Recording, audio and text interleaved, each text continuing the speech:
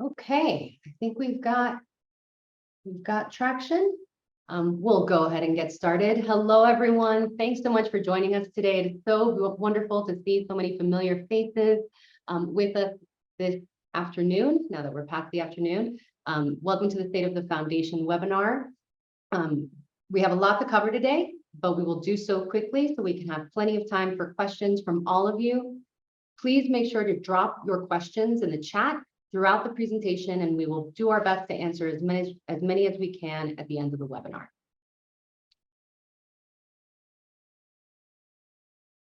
This is today's agenda. Like I said, we'll go through pretty quickly and leave tons of room for us to have Q&A and conversation.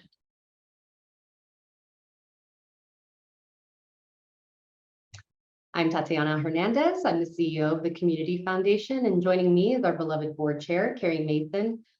As many of you know, I've devoted my career to community service. For over 20 years, I've worked at nonprofits with a variety of missions, and for the last 13 years, I've had the great honor and responsibility to work in philanthropy, stewarding resources for community impact. And while I started my career in private philanthropy, my heart has always been in community foundations, where the power of place meets the power of us. Carey, would you like to share a little bit about how you came to community foundations?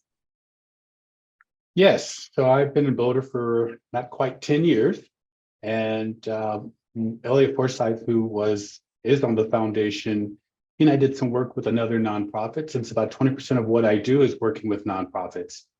And he asked if I would consider working with the foundation, and I said yes, and it has truly been quite the incredible experience. So it's a pleasure to see what the foundation does on a day-to-day basis to support this great community that we live in.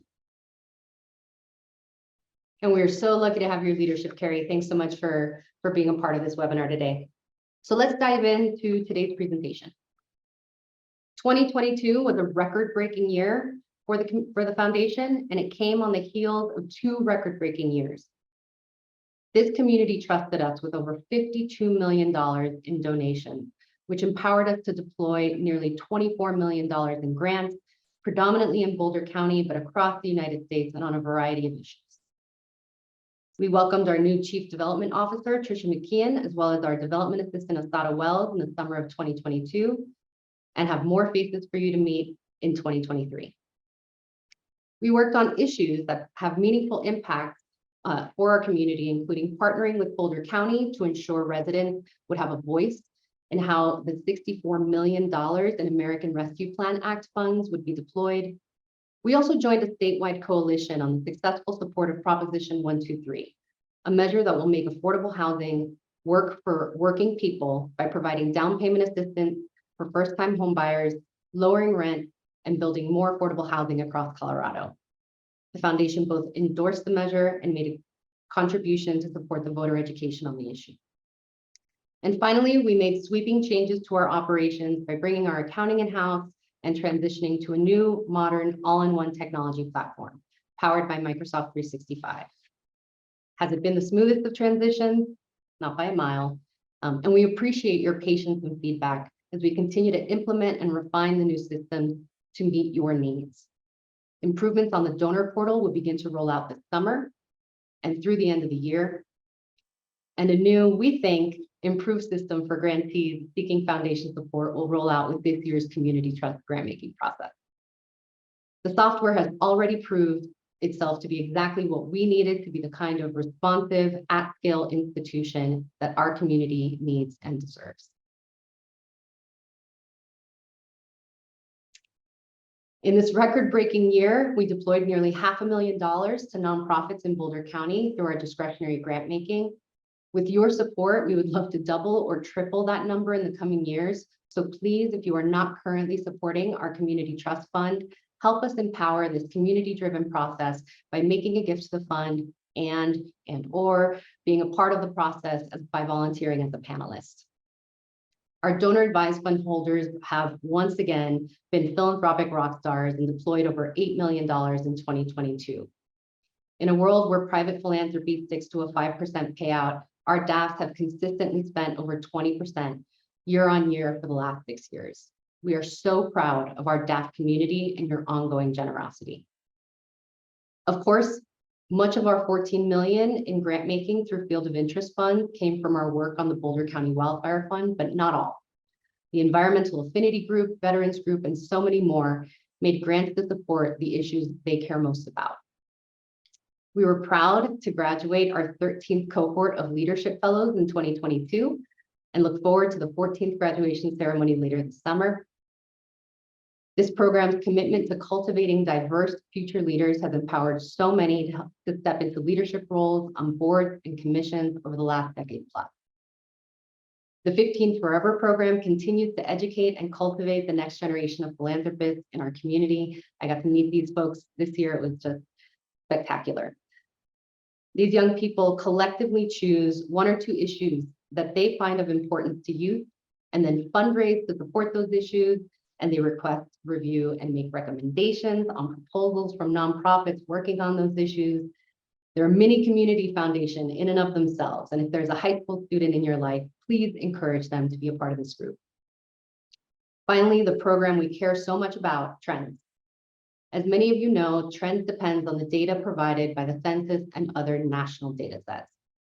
The 2020 census, while hugely successful in Boulder County, thanks in no small part to the work of this foundation and so many others in our community, was fraught with issues.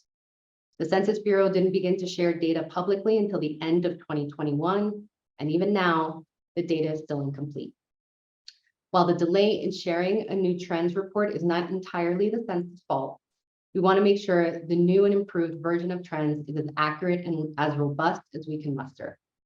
So while the timeline is TBD, please know we know how meaningful this report is to everyone in this community and look forward to sharing it with you soon.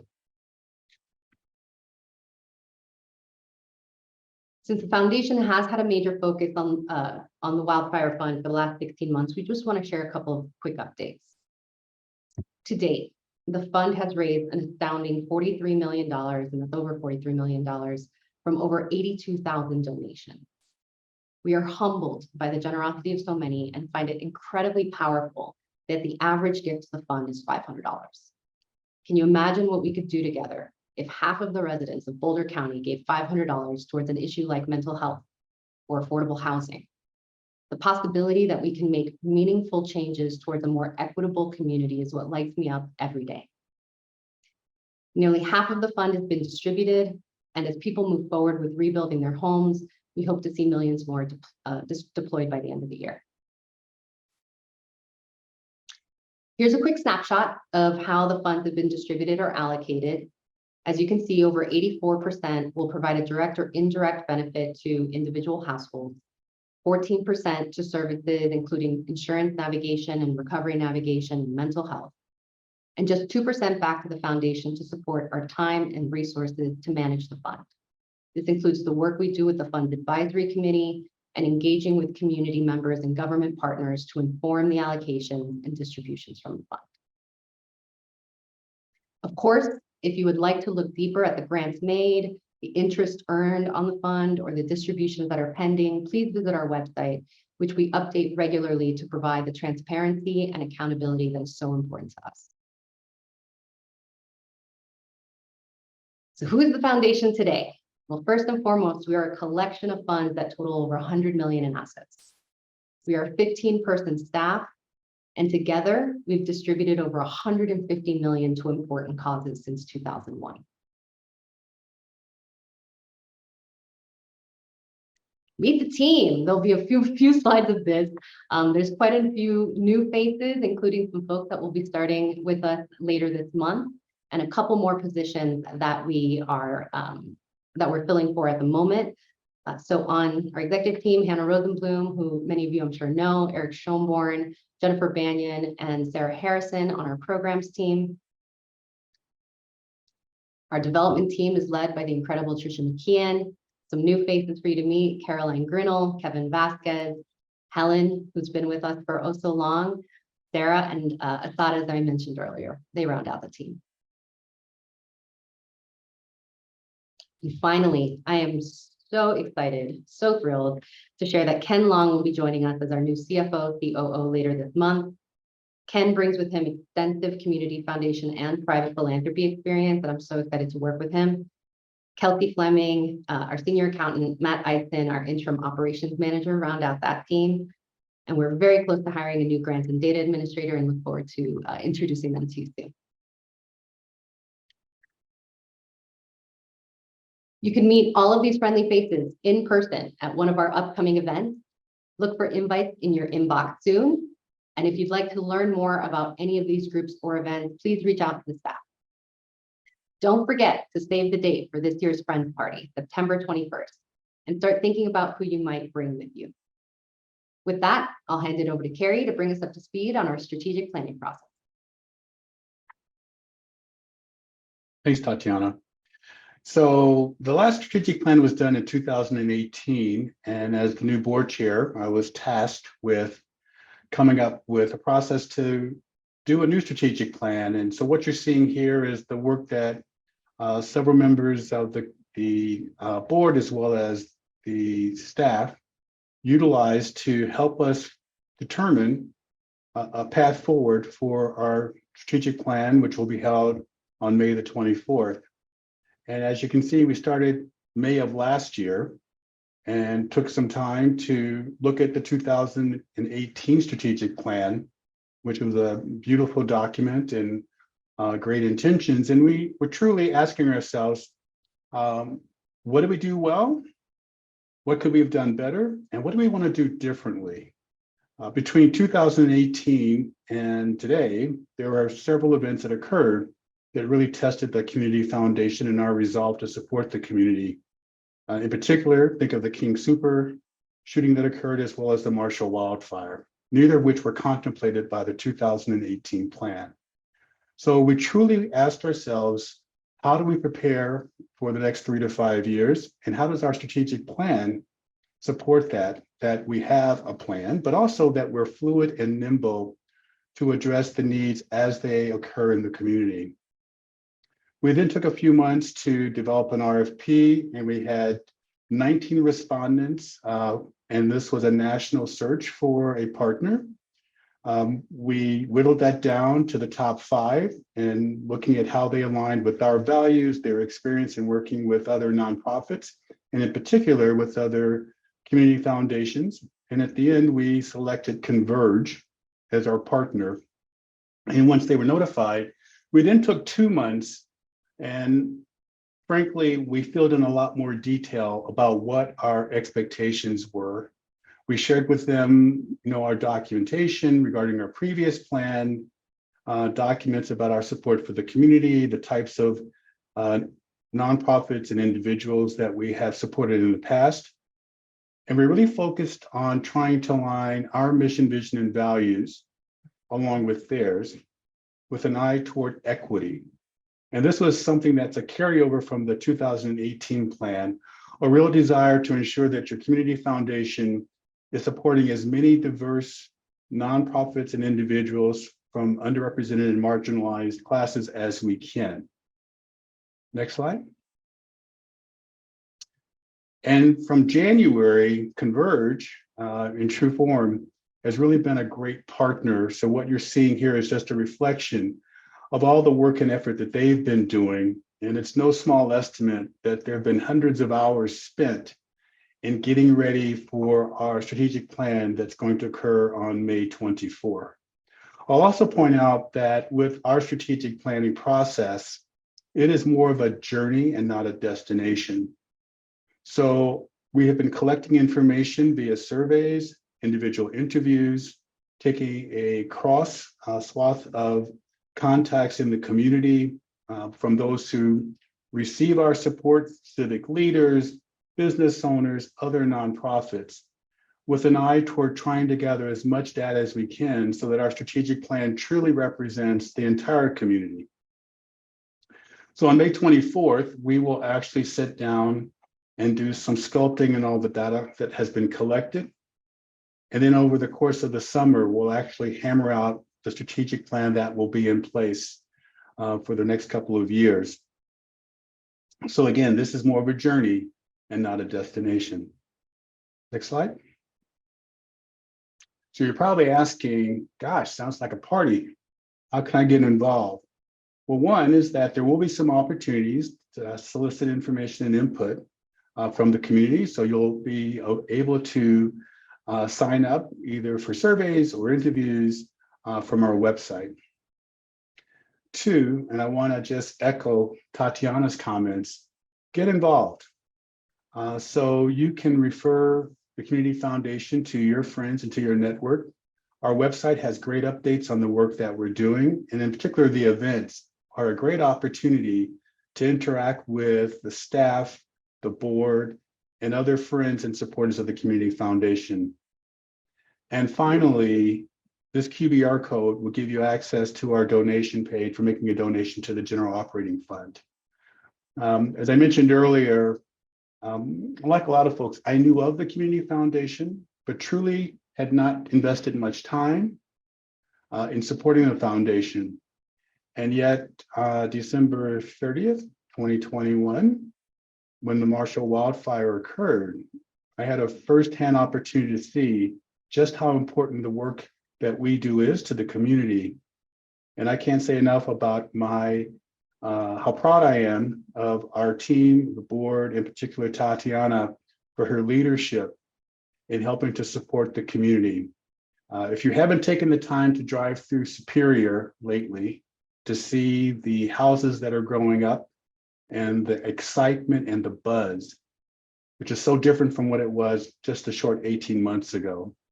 If you are looking at the news, you would hear that the work we're doing in Superior is far and above, ahead of the typical pace for rebuilding when there's a disaster. And not surprisingly, a lot of folks are asking, how did the Community Foundation do it? And I'll tell you, it is a result of support from individuals like yourselves who've been with us through thick and thin. And again, I'm extremely excited about the fact that we're having such great success, and we are setting the stage for even better success going forward.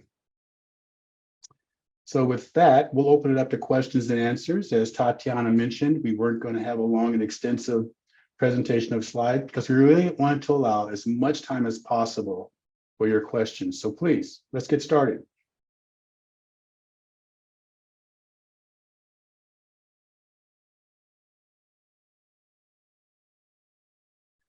So the first question is coming from Megan Vallejo, who's asking, what percentage of grants stay in Boulder County? Great question, Megan. Historically, about half of grants from the foundation stay in Boulder County. I'd have to look more closely at the last 3 years. That number is probably higher in the last 3 years due to the field of interest funds that have been really focused on the community. But generally speaking, half or slightly more than half of all of our grant making from donor advised funds stays in Boulder County. Don't be shy, folks. Feel free to type those questions into the chat. Well, while we're waiting, I have a question. So, Tatiana, you mentioned that we have a new accounting system. Yeah. What does that mean to our grantees and nonprofits that we work with? What kind of benefit will they see from that accounting system? Absolutely.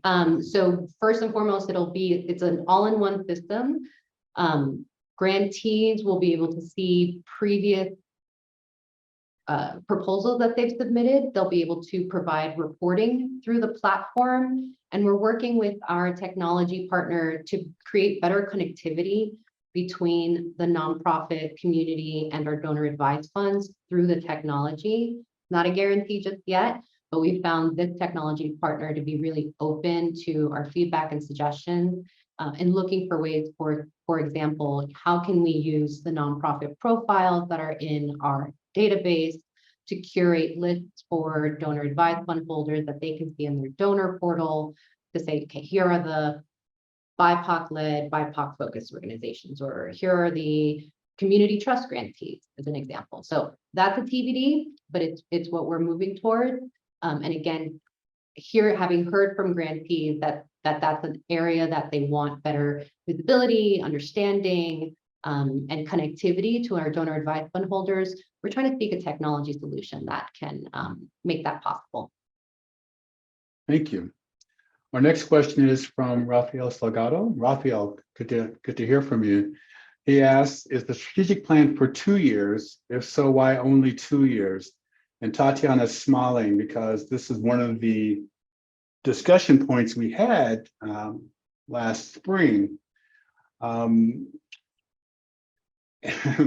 strategic plans are great, but they're only as great as the tactical or action plan that is derived and used to actually support the work that needs to happen in the community. And so our strategic plan is actually a 3-year plan that's looking a little bit at the past, a little bit at the current and the future. But I want to put a real emphasis on, we do not want a strategic plan that sits on the shelf that we pull down when someone asks, do you have a strategic plan? So that's why we're taking our time to develop a plan that reflects our aspirations for the future with an eye toward what do we do to support the community today through the DAFs and grants that we make. But more importantly, when and if there is another disaster, are we prepared to ask ourselves, how do we support that? How do we support the community? So again, it's what I'd like to think of as a very fluid plan that allows us to address what the needs of the community as they develop, all the while having something to work on if the good Lord willing, there is no disaster. Thank you for the question. Yeah, and Raphael, I would even, just to add on everything Carey said, I completely agree with. And I think we've all seen over the last 3 years that we live in a really volatile society right now. And developing a plan that has too far out of time frame, I think doesn't give us the kind of flexibility that we need as an organization to be present with what our community needs are in any given time. So we thought, most strategic plans will be 5 years. I don't know anyone who had a 5-year strategic plan when COVID hit, how that worked out for them. So we decided to take a 36-month, 3-year view. And not saying we're right, but it's what we did. This question here from Mary Dolores Young, based on the research so far, what, if any, major changes and strategies are emerging? Yep, and Mary, I'm going to assume you mean grant making strategies. But if that's not the case, please let us know. So these are easy. Our community's been asking for them for a really long time. The field nationally has been asking this for a really long time. So easy implementing, an easy shift that we are implementing this year is that we will only be providing general operating support from our discretionary grants. Another very easy item that we'll be implementing is a simplification of our proposal process. Another really easy item we're going to be implementing is making changes to our reporting to help use the reporting process as a way to give grantees more of a platform on our communication platforms. Sorry to use that word twice. So this year it's more tactical than strategic. Though some grantees may say a switch to general operating support is a strategic shift. But those are the easy ones that we'll be implementing immediately. In terms of focus areas, again, we want to make sure we're aligning with both where there's momentum and need for biggest benefit to the community. So I hope that answers your question, Mary. And I would like to just note, so much of our work currently on the community trust, and many of you had heard and participated in the community trust redesign over the last couple of years. Huge props and thanks to Nia Wathink and the team at Mission Launch for helping us lead that listening work with grantees. So grateful to all the grantees who participated and gave us some really honest feedback. None of it was surprising. We are implementing it in phases and making sure that as we do, we're iterating according to grantee needs, because we know some of that is shifting a little bit.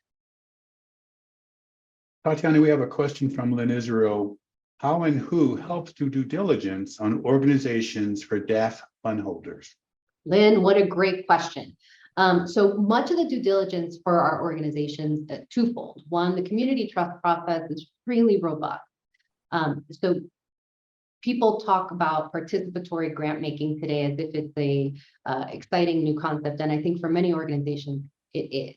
We've been doing participatory grant making since the inception of the Community Trust, which means members of our community, including potentially people with lived experience, actually sit and review the proposals and make recommendations to us as a staff and to the board. Of course, as a staff, we're in relationship with grantees all the time. We're not a terribly large community, and it's actually a pretty tight-knit nonprofit community. And we're looking forward to bringing that nonprofit community together more often through a variety of convenings, whether they're social or on topic items, to again, just relationship build within and amongst the network of nonprofits and learn.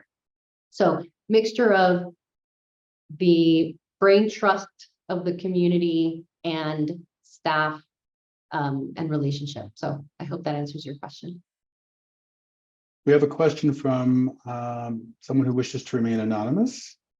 Love that you are simplifying the application process for grantees of Community Trust. It was so long and complex.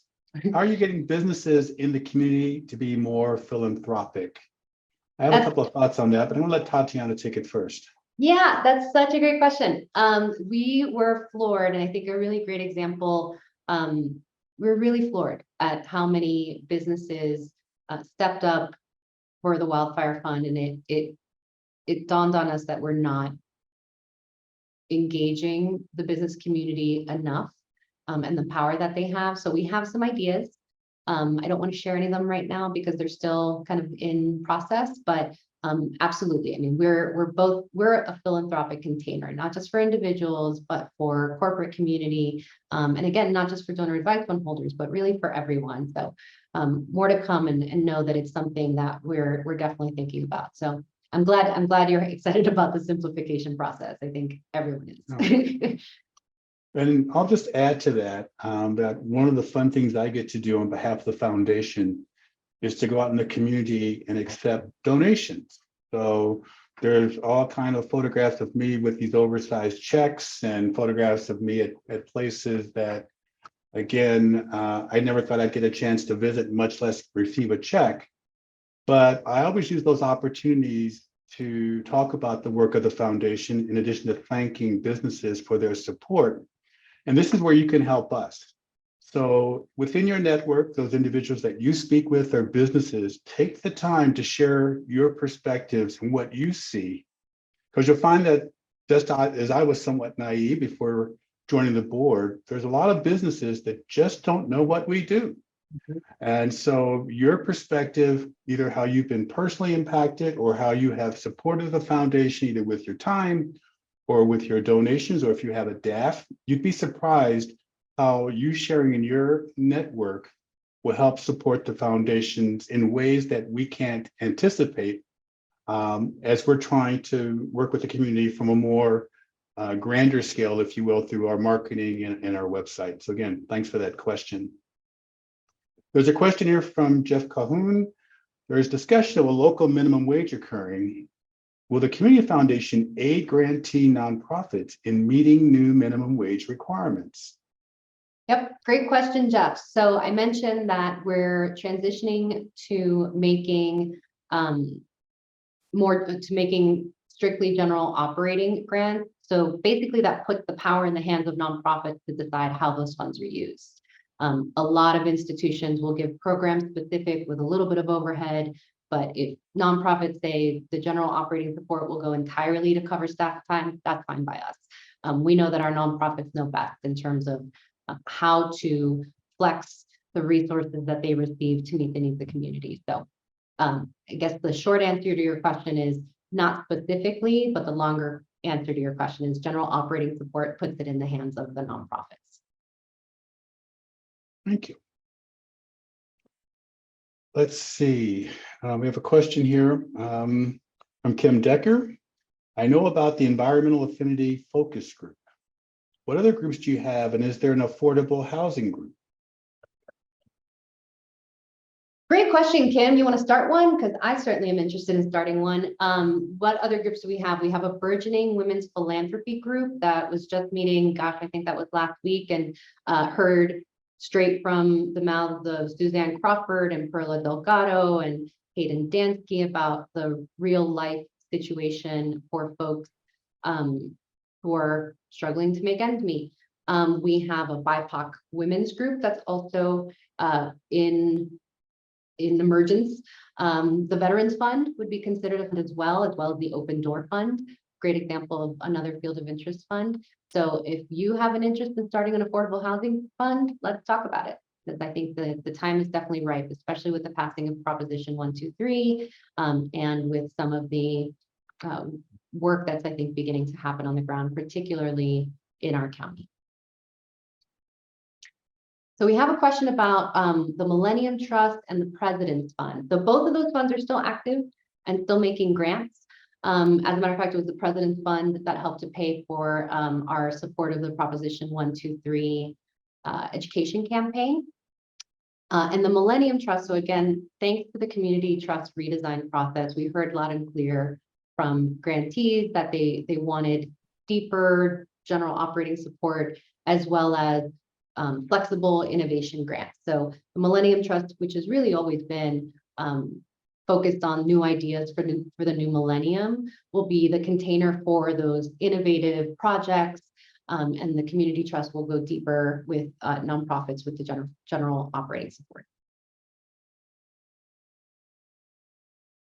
I love it. I love that you guys are coming in with questions. Keep them coming.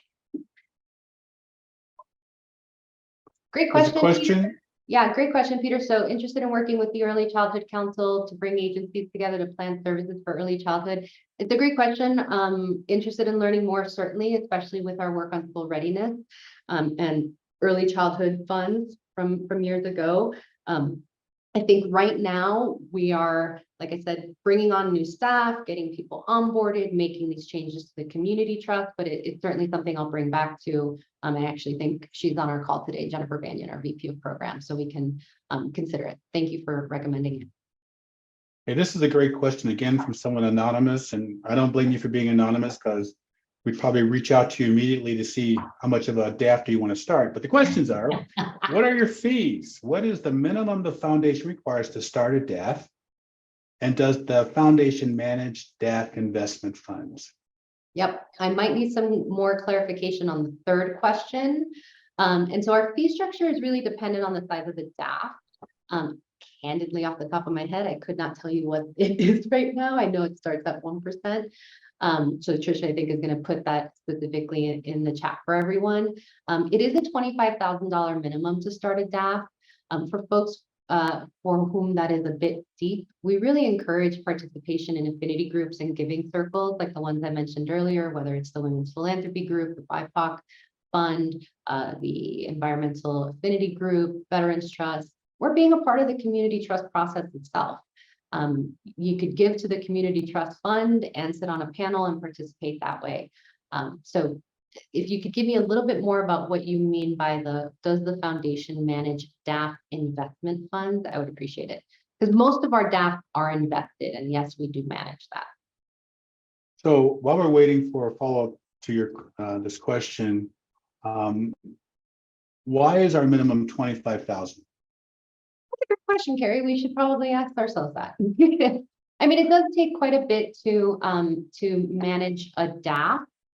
We have held DAFs that eventually went under that $25,000 minimum to start a DAF.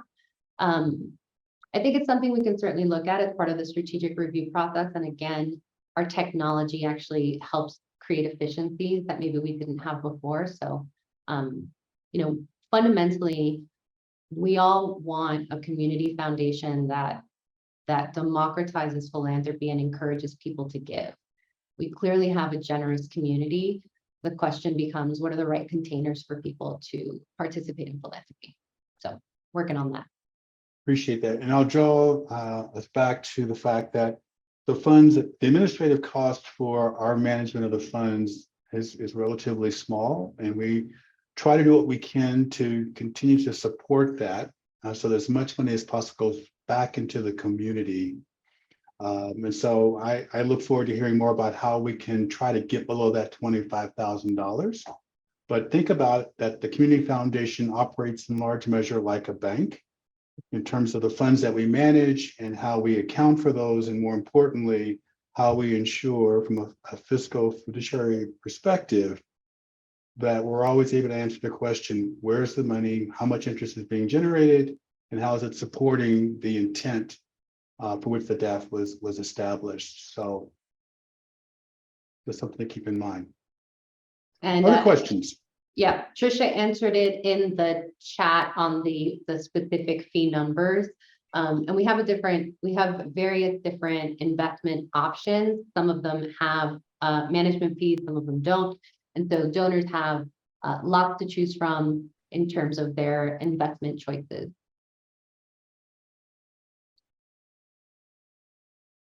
Any other questions?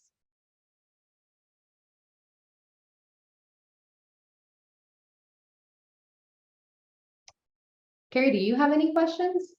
What do you get asked regularly? Oh, gosh. I'm often asked, in terms of, and in particular, as I'm out in the community and asked about what our support is for the victims from the wildfire, and, why we do what we do, how do we determine who gets what support? So it might make sense to talk a little bit about the advisory group that we set up. Yeah, absolutely. Again, we are a community foundation, and very rarely are decisions made in a vacuum or a silo, or by individuals. Most, if not all of our, I'm going to say most, not all. Most of our funds are driven by, informed by a committee review process. We think that's a powerful way to make sure that variety of voices sit at the table in making decisions, and the Wildfire Fund is no exception. We have representatives from every single jurisdiction, including recently folks who are themselves directly affected by those events. So again, we're listening, we're engaged, we're looking at partners and what government's doing, and philanthropy is really intended, particularly in events like that, to fill the gaps for people. Obviously, in a $2 billion loss event, it's $43 million is a lot of money, an incredible demonstration of generosity in our community, and I think we have to be judicious in how we can do that for the benefit of all of us. Good point. We have a question here. If the DAF has its own priorities and they want you to invest and manage the funds to align with their priorities, is there a standard way this can be done? They want you to invest and manage the funds to their I'm just making sure I understand the question. If the DAF has its own priorities and they want you to invest and manage the fund to align with their priorities, meaning investment decisions that are double bottom line, like an SRI, can that be done? Yes, at a certain minimum size DAF.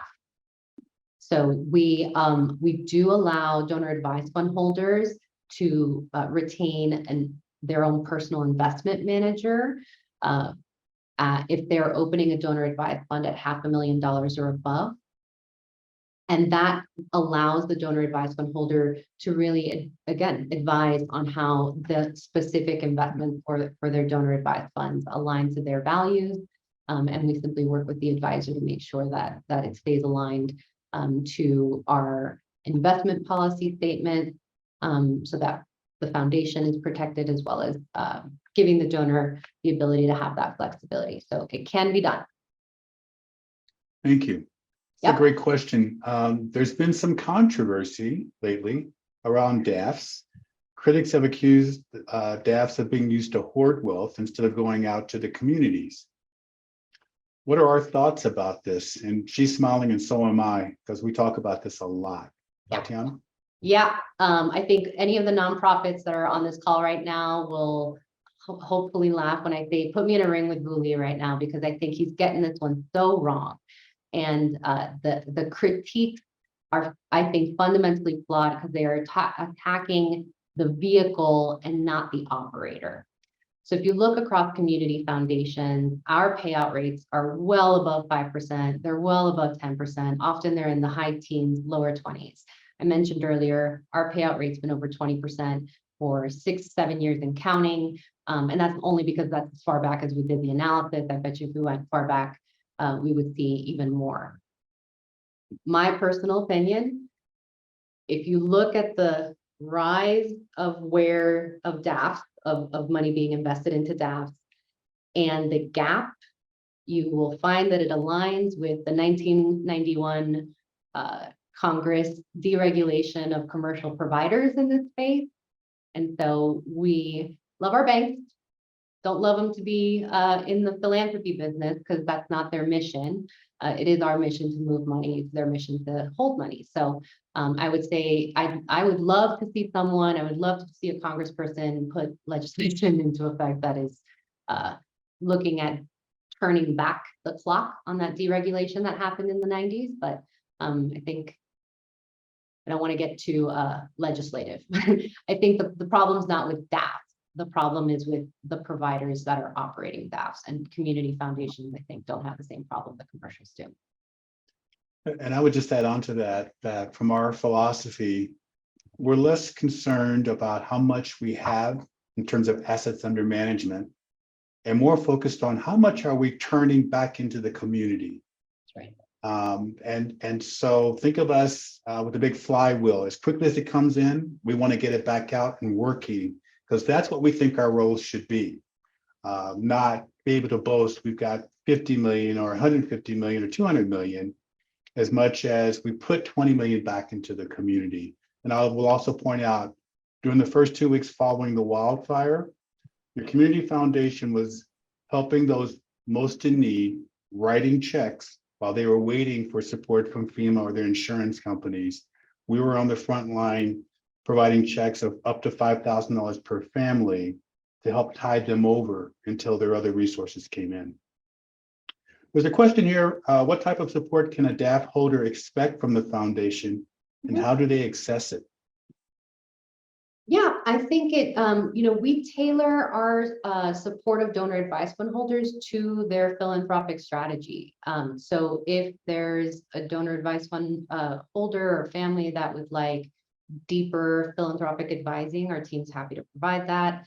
Many of our donor advice fund holders know the community really well, or know where they want their giving to go, and really we're a way for them to move that giving in community. But I would say reach out to a member of the team and we can work with you to develop a plan and advise, particularly if you're interested in local issues, how we can deploy those. But of course, on national issues, that's more my background, and I'm happy to sit down with any fund holder who has curiosity on how things play out at the national stage.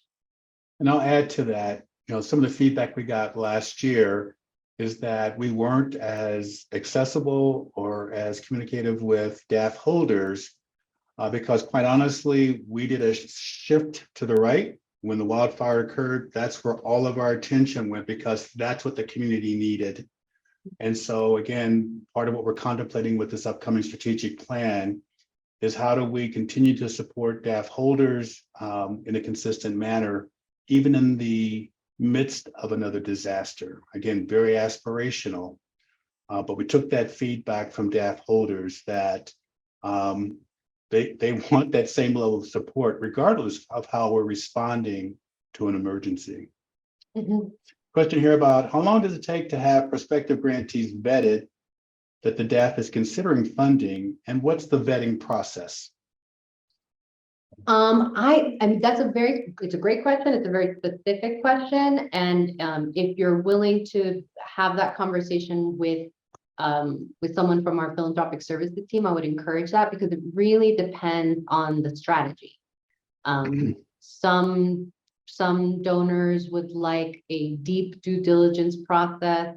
Others might lean into a more trust-based philanthropy where either the foundation knowledge and understanding of community is is given kind of higher weight.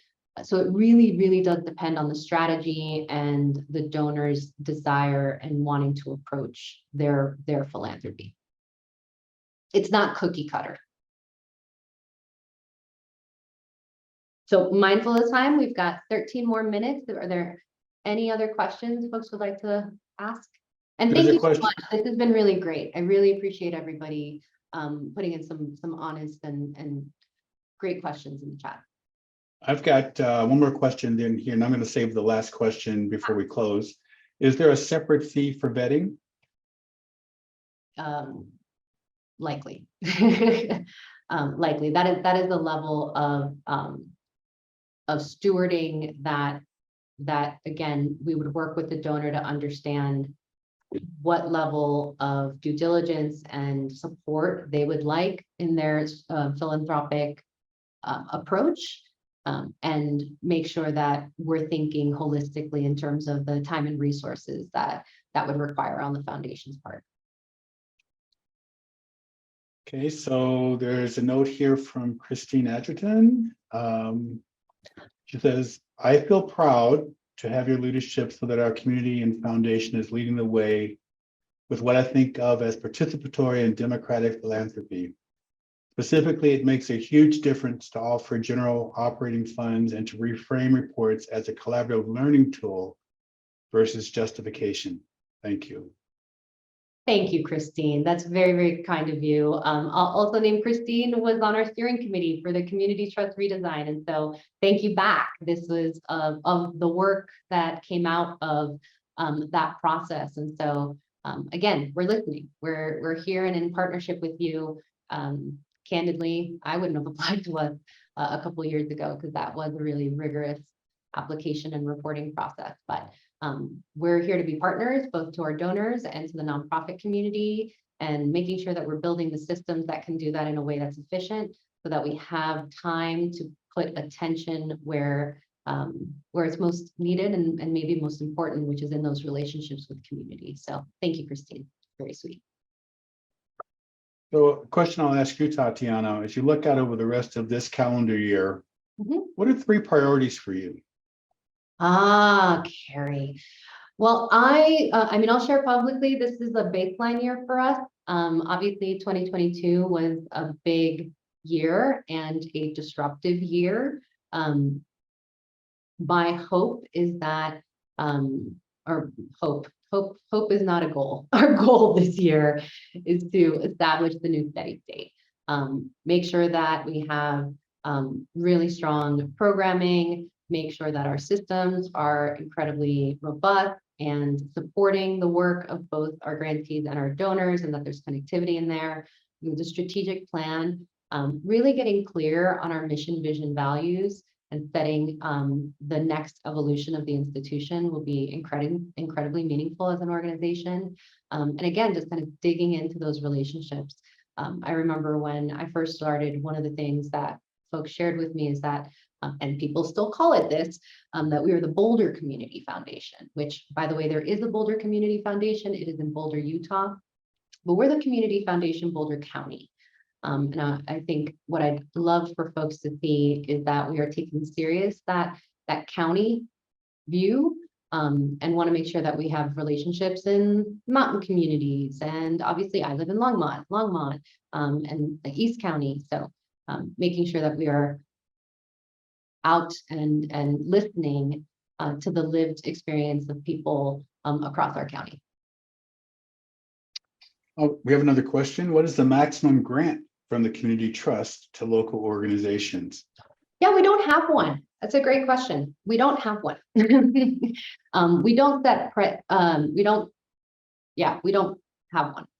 It kind of depends on the proposal and the need, but I would say the average grant is somewhere between $5,000 and $10,000. Do you recall what the largest grant we've made in the last 12 months off the top of your head? Yes, the largest grant we've made in the last 12 months out of our discretionary grant making pool was $100,000 for Open Door Fund for their capital campaign. We were incredibly proud to be able to support making sure that there are safe spaces for LGBTQ people in our community. That was the largest grant I think we've made out of any discretionary fund in the history of the organization. There's a We do question here. not- Yeah, we do not disperse funds abroad. Our grantees need to be US-based 501c3s, but what we find is that international organizations will often have a US registration. It's just a matter of finding that. Okay. 7 more minutes. Maybe we can give you some time back before you all rush to your next meeting, because I'm sure everyone's on that schedule. Unless I'm giving you one more second to type in. Okay. Again, thank you so much for joining us today. We really appreciate your patience over the last 18 months. And I just want to reiterate, we are here today because you've been here with us. This community foundation is so committed and dedicated to listening, to being in relationship, and in service both to you and to the people who live here who need it most. So thank you so much. And we'll see you hopefully at one of our events coming up. Take care, everyone.